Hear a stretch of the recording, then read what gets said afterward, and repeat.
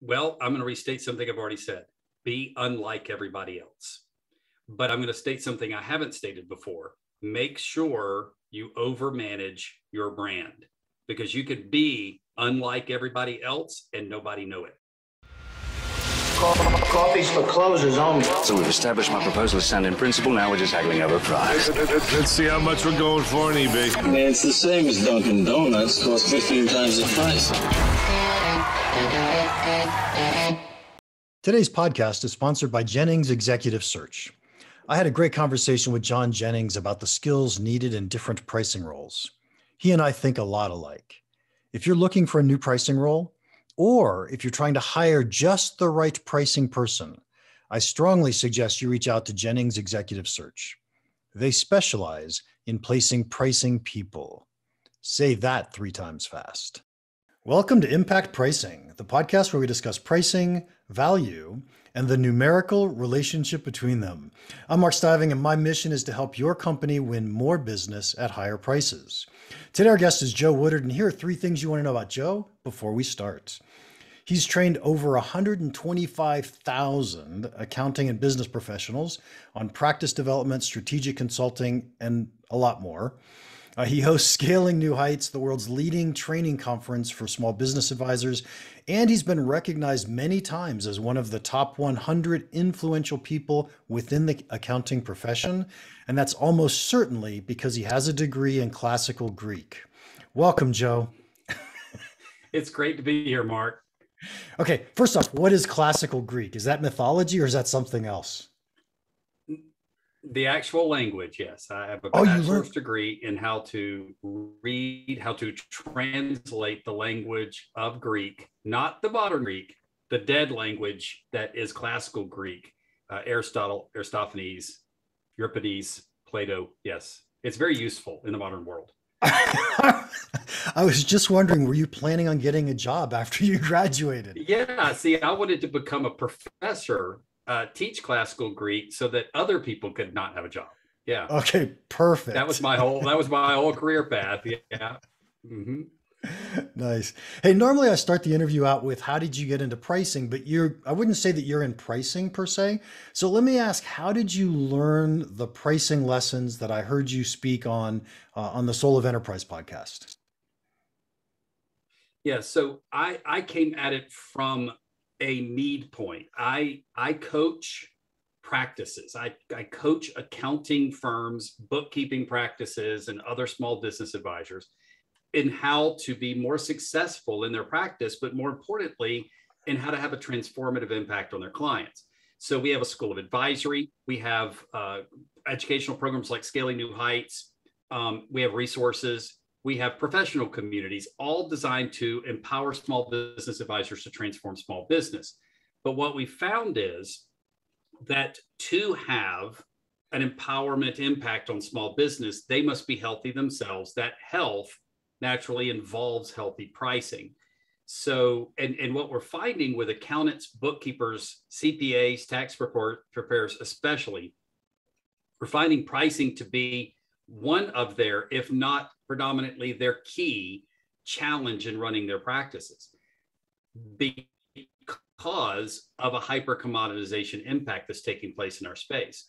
Scaled players like H&R Block, Liberty Tax, TurboTax, TaxSlayer, they've been disrupting professional tax for years, driving price down through commoditization and other forms of price anchors.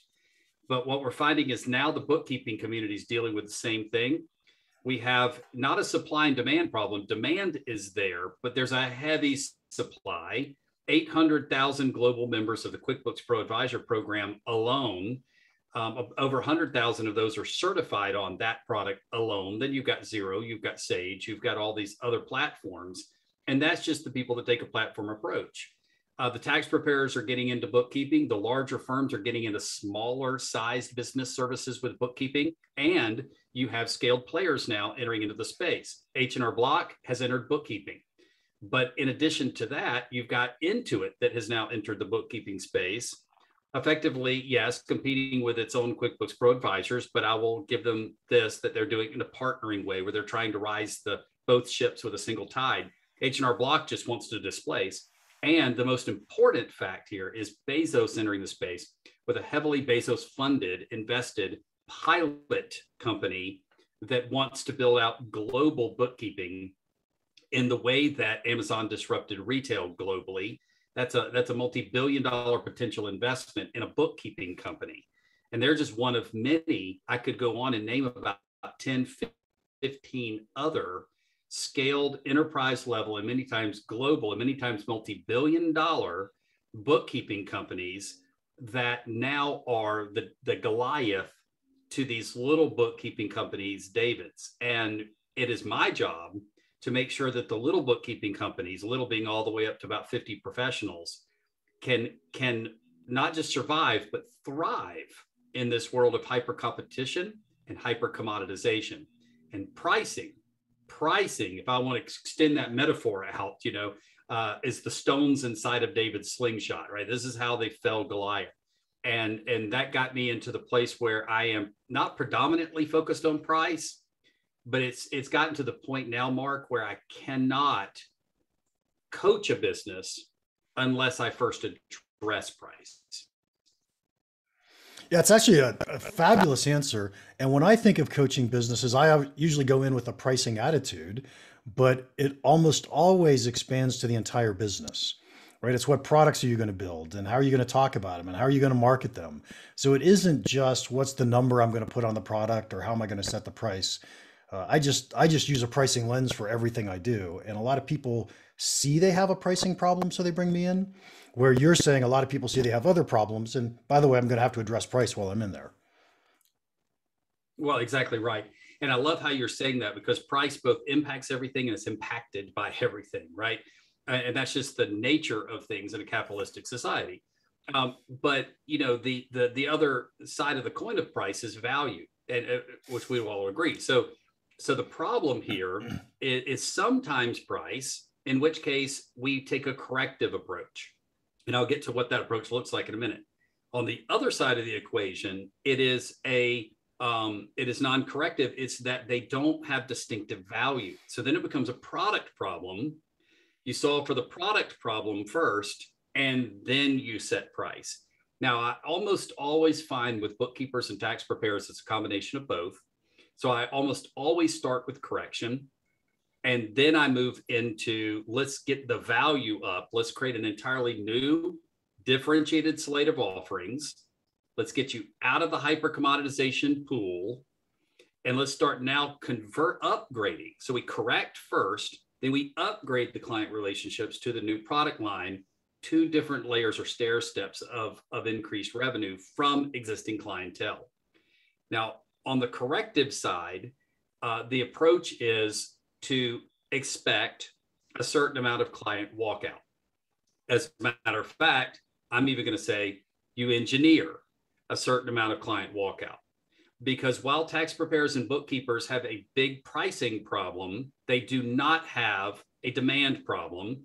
There are a lot of clients that want to engage them. It's capacity they struggle with. It's gross profit margin they struggle with. So if they will treat a price correction like a pressure valve on their capacity problem, even sole practitioners can monetize that additional capacity. Employers can immediately streamline staff if they need to do so. I found they almost never do. I found that typically what happens, about 20% of the clients walk on a price correction, 80% stay. Of those 80%, only about 20% of them even grumble about it. And the 20% that typically walk away are the ones that were maybe a little higher dollar, but they were typically problematic, high friction client relationships anyway, or they created a psychological or cultural drain on the company. And it was a net benefit to have them walk anyway. And remember, if capacity is the problem, even if you wanted to keep those clients and they walk, the other 80% are paying more and you've got 20% of capacity back. Now, the secret is that you don't tell 100% of your clients what the price correction is in one memo, because, yeah, right. And that's the mistake people make, because then what if 50% leave? So what you do is you start with the clients that are take it or leave it, or maybe even prefer to have walk. And maybe you even engineer their walking away by correcting it a higher, more aggressive correction. And then as you work your way through to the clients who are ideal, already highly profitable, you still correct aggressively, but not necessarily as aggressively because you want to preserve those client relationships. They're the most likely candidates to upgrade on phase two. So keep them around. Then the next step is use that additional capacity and sometimes that additional gross profit margin, reinvest it in developing new skill sets. Then that creates a new product, and the new product creates an upgrade opportunity where now you can go from cost plus pricing into value pricing. Okay, so before we go to the cost plus versus value pricing, I gotta say that I teach a lot of subscription companies how to do pricing. And I love the answer that you just gave, because what I usually tell my subscription companies is go out and find the people who use the product the most and raise their prices first, because they're least likely to churn out. And by the time you get to the people who are barely using your product, you're probably not going to raise their prices because you didn't want to lose them as a client. So in other words, we're selectively choosing which clients we raise prices on when, and we're watching what happens to the churn rate. You're essentially saying the same thing, but what I love that you added to the story was I've chosen clients I'd actually like to get rid of. So I'm going with them first. And the difference is I consult with software companies. If I consult with a software company on price, I say the same thing. I'm right there with you, Mark. Start with your most engaged customers. If I'm dealing with a professional service company, I start with the most problematic customers first. And the catch is they're almost always still the most engaged. They're the squeaky wheels. They're the people calling you about all the time. They're the people burning up out of scope work. But even if that's not the case, the difference is relationship work versus more consumer level or e-commerce level work. And the relationship work means that I can get the highest capacity yield back off the clients that are least valuable to my business. Yeah, that makes all the sense in the world. Okay, so the next thing you said, and by the way, I don't know if you know this, I have a book out. It's called Win, Keep, Grow, How to Price and Package Your Subscription Business. And what I love about what you just answered was you go from step one, we're going to adjust your pricing. Step two, we're going to adjust your packaging, right? We're going to figure out what are the right offers, the right products to put in the right packages. So how do you think about that when you're coaching your clients? Yeah. And so in packaging, it's differentiation. I mean, I think all your listeners, if they've listened to you long enough, they understand the concept of the more differentiated I am in the space, the higher my value, but only when that differentiation increases my customer's wealth. I'm differentiated in, I've never actually run the math, so I'm just going to make a safe guess that I'm in the 0.00000000001 percentile of people that can translate Plato from the original Greek. But what is its relative value added to anybody I engage? Zero. Because everything that's ever been written in a dead language has been written and translated 1,000 times over by people who are smarter at it than I am. So if there's no relative value added, then differentiation means nothing. But if you have a combination of differentiation or unique qualities or skill sets, in my world, that means unique knowledge, then you can leverage your unique knowledge to increase value for the client. That's the productization model. So to really simplify it down, if I had a client who was a 14-year-old babysitter, and the 14-year-old babysitter came to me and said, help me to create a product that will help me to create maximized pricing leverage, then I would say you must do what no other babysitter does in your entire city or county or area. You must have an educational program. You must walk your babysitter customers through an educational program of reading, writing, learning skill sets that's age appropriate for where they are. You must be able to adapt that to multiple siblings and then sell that to clients that you're not just keeping their child alive while they're at dinner. You're educating their child while the parents are at dinner.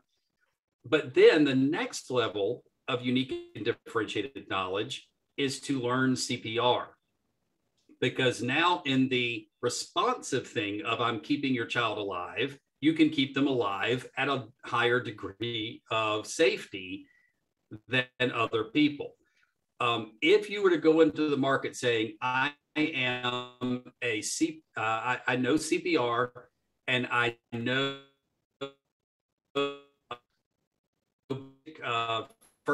and I'm certified on both of those, and name your price.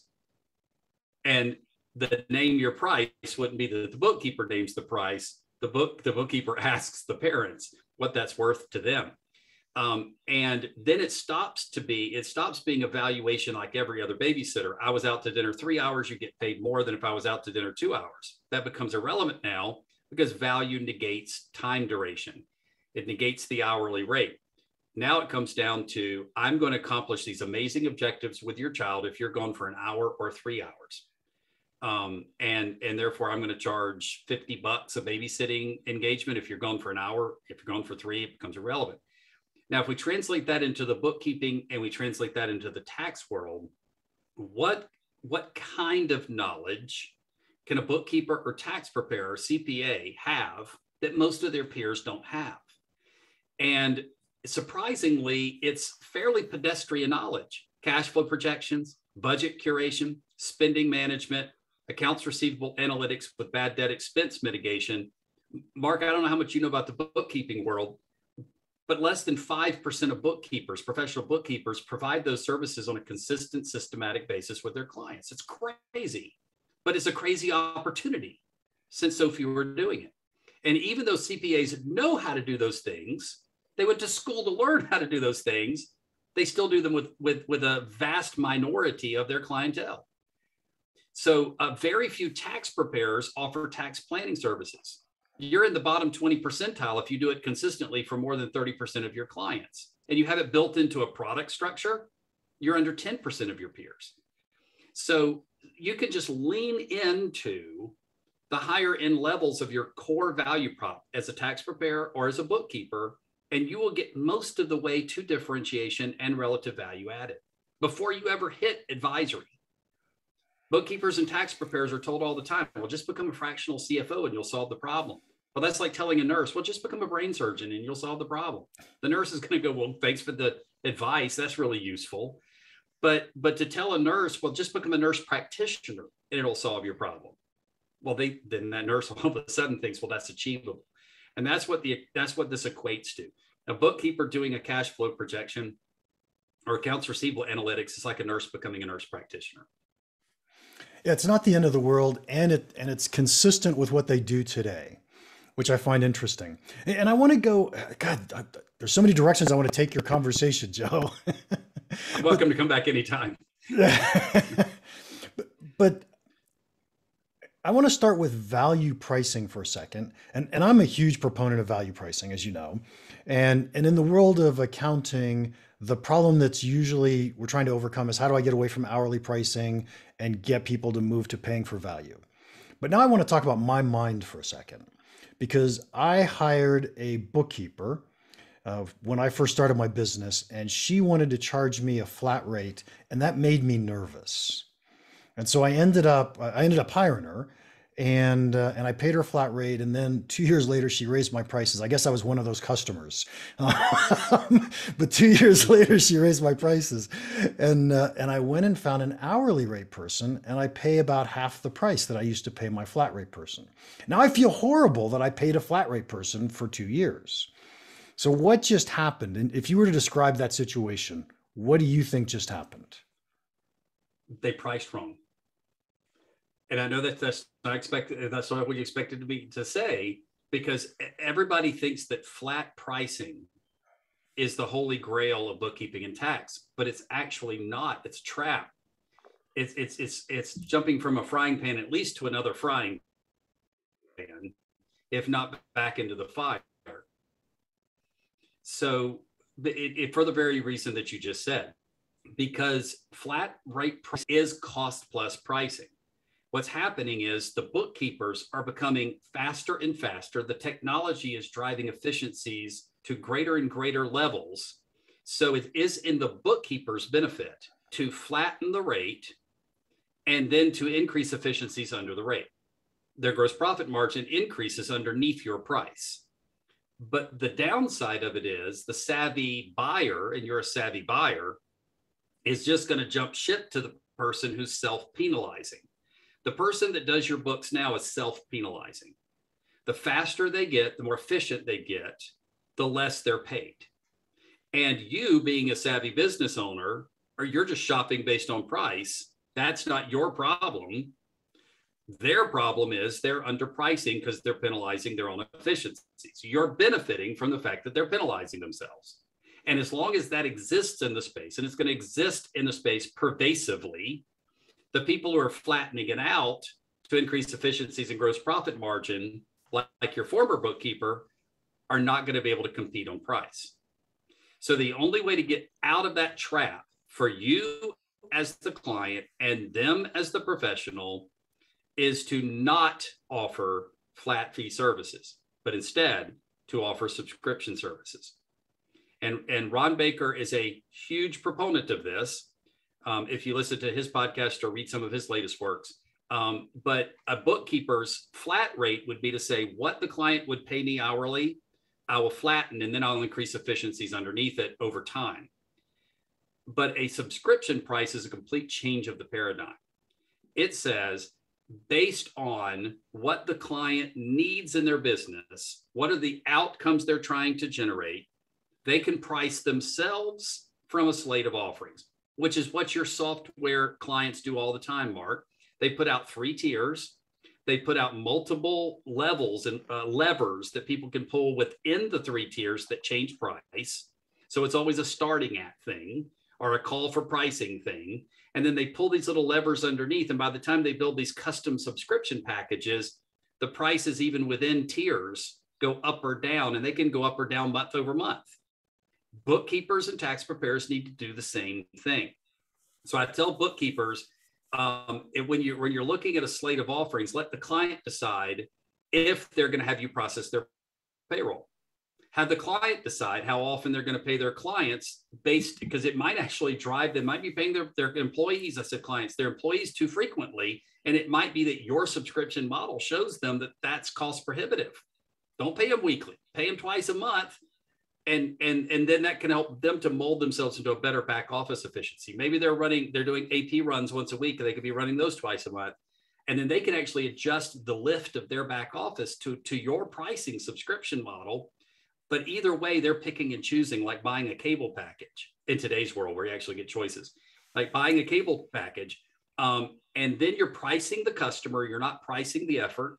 But more importantly than that, I'm going to ask you a follow-up question. If your bookkeeper had been providing services that you could not get on the open market more commonly, services that you needed, let's assume you needed cash flow projection, let's assume you needed accounts receivable analytics and bad debt expense mitigation, that you wanted a budget that was curated, that you had multiple traveling employees, you needed to hold them down to spending policies, and how much money all that would save you, right? Over and above a bookkeeper just doing record keeping, my guess is you would have stayed with the bookkeeper providing the additional value, correct? Yes. Actually, what I was going to toss in at the end is I didn't see a difference between the two.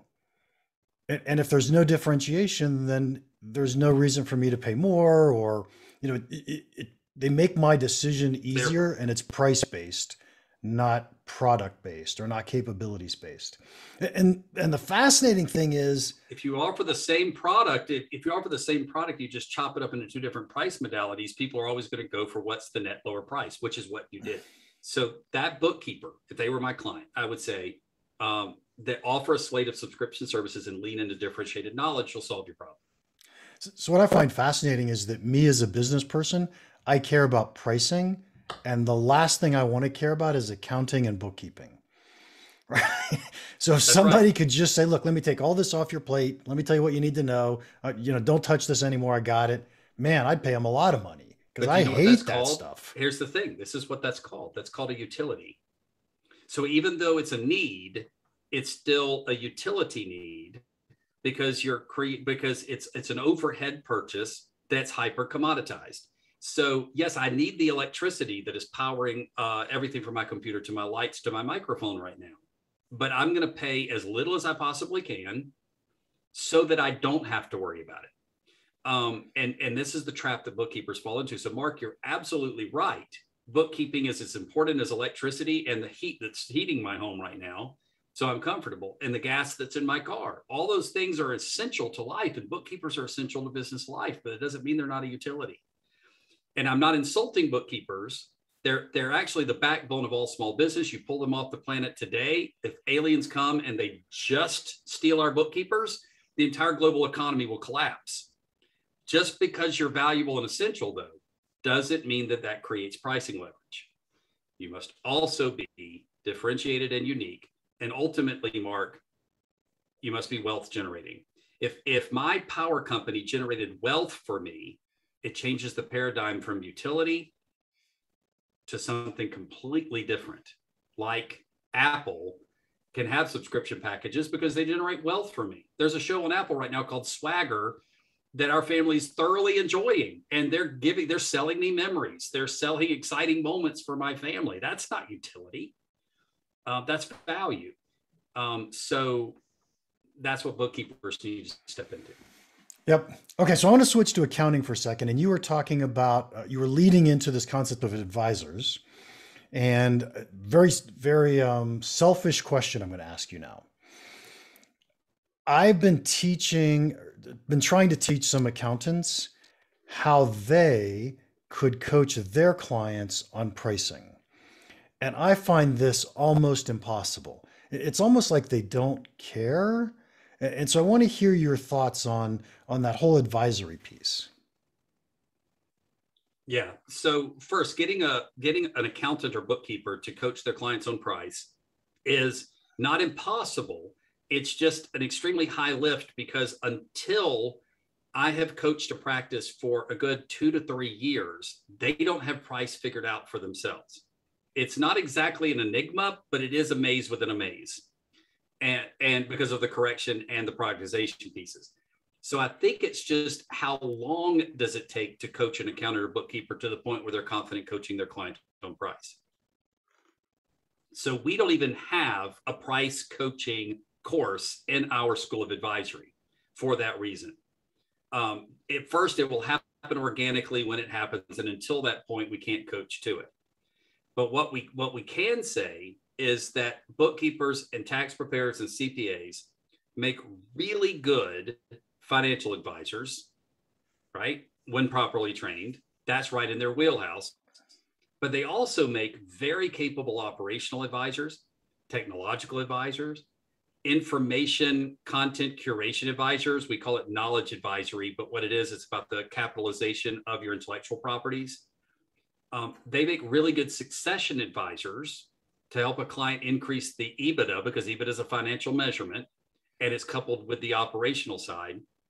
And they make very capable management advisors. So our School of Advisory focuses on those 6 disciplines. And then as the members of our School of Advisory master price themselves, price gets folded. Remember how you started the whole thing? Price is the beginning and end of all conversations. Well, now it just seeps right into the other 6 disciplines. Yeah, that makes sense. And I often think about how CFOs inside a company add a ton of value, and it isn't because they know the value of their products. It's because they have access to all the data, and they could run reports and KPIs and trend lines on ASPs and ASPs by product or by salesperson or average discount levels. So I think they've got access to all this information that could help companies make amazing decisions.